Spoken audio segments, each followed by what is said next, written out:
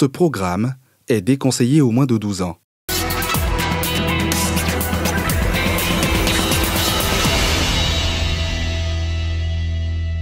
Dans la tête, il y a 3. La main droite là, qui est coupée en 2 morceaux. Mais c'est ça qui est dans ton cœur. Et puis, tu viens faire ça à moi. Il me répond oui.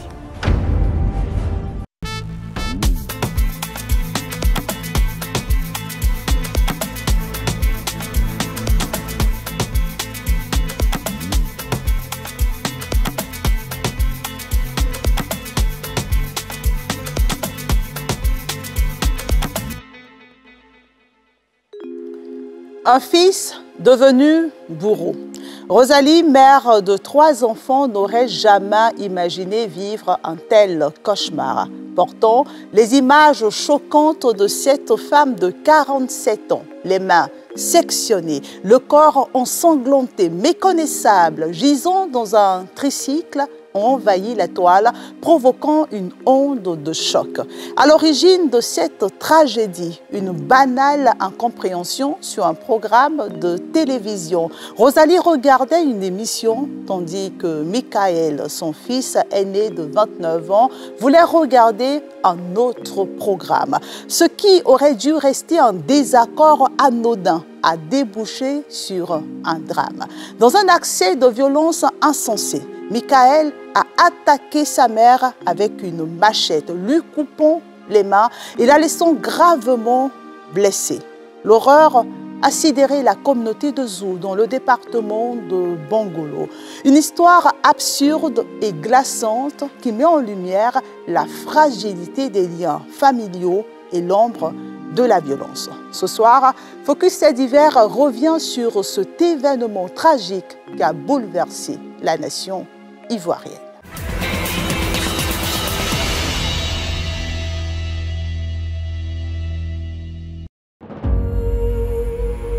Située à 70 km de Bongolo, dans l'ouest de la Côte d'Ivoire, la localité de Zou, chef-lieu du canton Zarabaon, constitue le cœur névralgique des activités agricoles de la région du Guémon.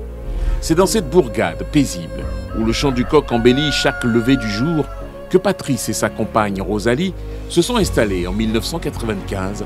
Le couple, désireux de bâtir un avenir prospère, obtient de leur tuteur autochtone plusieurs hectares de forêt qu'ils transforment en une plantation de cacao. L'initiative s'avère fructueuse et leur aventure prend des airs de conte de fées, particulièrement marqués par la naissance de leur premier enfant, un garçon, qui vient illuminer leur quotidien.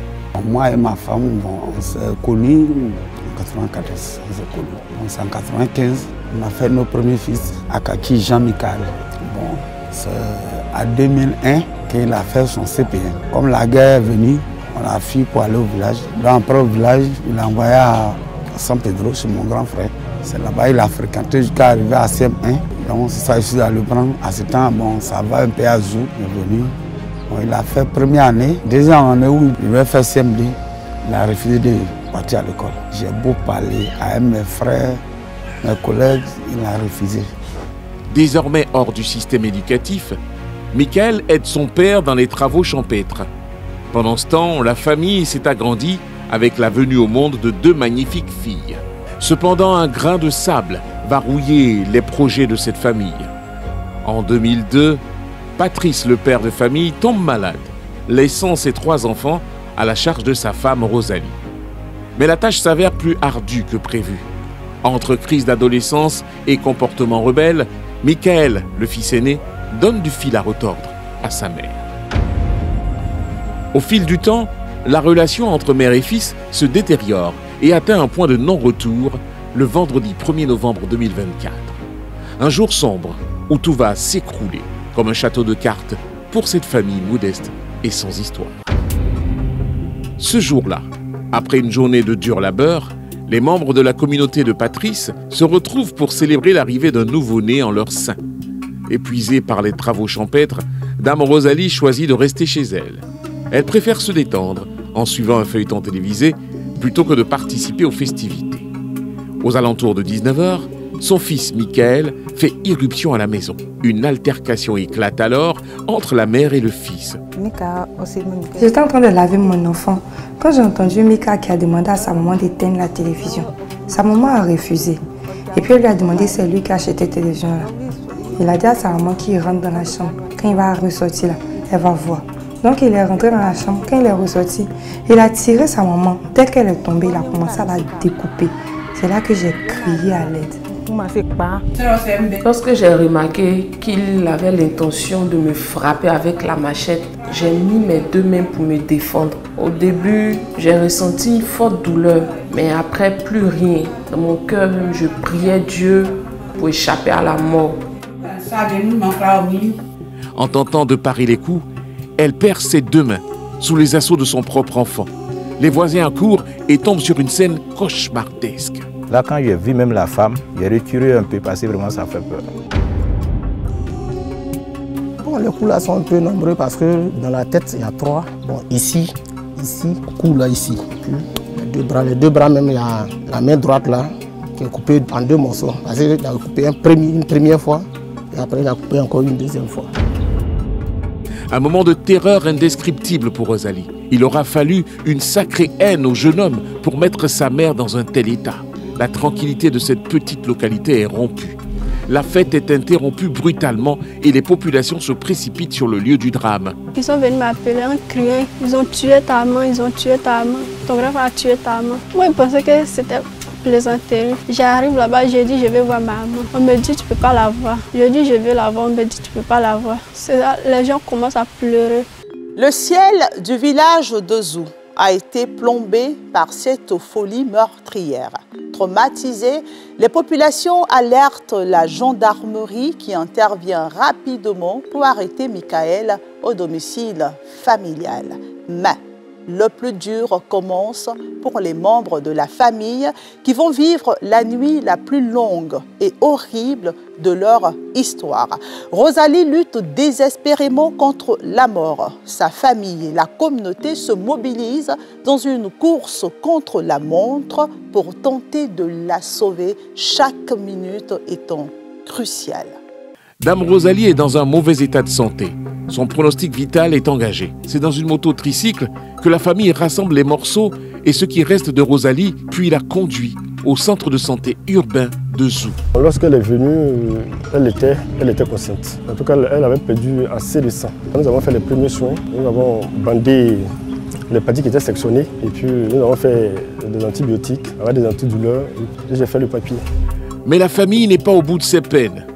L'ambulance de Bangolo, appelée par l'infirmier, ne peut atteindre le village de Zou en raison de la dégradation très avancée de la route. Pour sauver leur fille, la famille de Rosalie se résout à aller à la rencontre du véhicule avec le tricycle qui a servi à l'amener dans le centre de santé du village. Comme la route était impraticable, c'est seulement dit nous n'avons pas de route. Et de 21h jusqu'on est sorti à Cagné à minuit. Là c'est Zou, Cagné. C'est là qu'on a croisé l'ambulance. Donc quand l'ambulance nous a pris, on est rentré à Mans à 3h du matin. Arrivée au centre hospitalier régional de Mans, dans un état piteux, Rosalie est immédiatement prise en charge. Après de longues heures d'intervention chirurgicale, les médecins parviennent à stabiliser son état. Mais le traumatisme est immense. Amputée de ses deux mains, Rosalie est bouleversée et peine à réaliser l'ampleur de ce qui lui est arrivé. Pendant ce temps, ignorant les faits épouvantables dont a été victime sa femme, Patrice est joint au téléphone par le chef de sa communauté. Ce dernier lui annonce la terrible nouvelle. Patrice, qui s'en veut de n'avoir pas perçu l'imminence du danger, rallie Mans le samedi 2 novembre 2024 pour se rendre au chevet de sa concubine mutilée. Ça dit, c'est comme le monsieur évanoui, bon. Ça dit, bon, je ne sais pas comment je vais vous expliquer quoi. Tellement j'étais couché dedans. Moi, vraiment, pensé qu'il est venu dans moi là. Il dit, bon, ma vie là n'a qu'à s'arrêter là. Donc, bon, je me suis confié à Dieu. Je dis, Dieu, voilà ce qu'il m'a dit. Fais le reste. Patrice a du mal à comprendre ce qui a bien pu motiver son fils et décide de le confronter. On a vu, si il y a quelqu'un d'autre là, il allait pleurer, vous demander soit pardon papa, il ne sait pas ce qui m'est arrivé. Mon enfant n'a rien dit comme ça. Il dit, mais qu'est-ce que ta maman t'a fait et puis tu l'as fait comme ça? dit non. Maman, je voulais regarder la télévision avec mes amis. Et maman a dit non. Ils sont là à regarder le film, le film est presque fini. Et si le film est fini, on va regarder le ballon là. Donc c'est ça qui l'a énervé. Il n'a plus regardé le ballon là. Et puis ils sont sortis. Il dit mais ça fait combien de jours aujourd'hui? Il dit ça vaut presque un mois. Il dit mais c'est ça qui est dans ton cœur. Et puis tu viens faire ça à moi. Il me répond oui. Moi, je pense que peut-être qu'il a pris des expulsions, parce que ça, il n'a pas se faire. Comment il peut trouver sa maman s'il n'a pas pris quelques expulsions? Il ne peut pas se faire. Monsieur, regardez vous-même, un individu, sa propre maman l'a découpé comme un animal. Bien que ses jours ne soient plus en danger, Rosalie devra désormais affronter une nouvelle réalité, celle de vivre sans ses deux mains, à cause d'un acte d'une violence insensée, perpétrée par celui à qui elle a donné la vie. Depuis ce qui est arrivé, ma vie est fichue. Je suis obligée de dépendre des gens, même pour les besoins élémentaires. En tout cas, si la première dame ou les ONG pouvaient m'aider avec des prothèses, ne serait-ce que pour avoir un minimum d'autonomie, ça allait me soulager. C'est vraiment, je souffre. Aidez-moi. Je prie pour elle, vraiment, parce qu'elle est découragée. Elle ne doit pas rester seule. Il faut que quelqu'un reste à côté d'elle pour lui parler. En tout cas, ce n'est pas facile.